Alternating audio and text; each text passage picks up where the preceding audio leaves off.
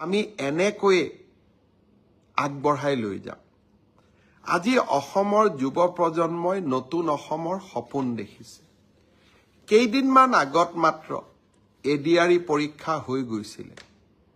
Result দিব ফেব্ৰুৱাৰীৰ শেষ সপ্তাহত নহলে মাৰ্চৰ প্ৰথম সপ্তাহত।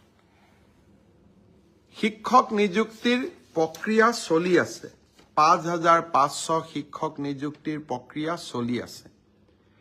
কিন্তু মই থমকি ৰোৱা নাই।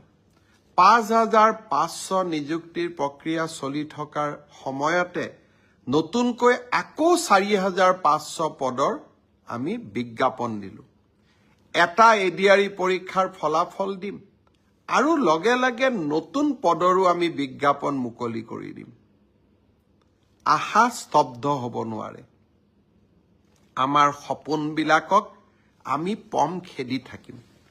আৰু যিসকলে চৰকাৰী কৰ্মসংস্থাপন নাপাব তেওঁলোকৰ কাৰণে মুখ্যমন্ত্ৰীৰ আত্মনিৰ্ভৰ অসম, ছেমি কণ্ডাক্টৰৰ দৰে অজস্ৰ উদ্যোগ আমি সকলোৰে বাবে এখন সপোনৰ অসম ভূমি আমি নিৰ্মাণ কৰিম।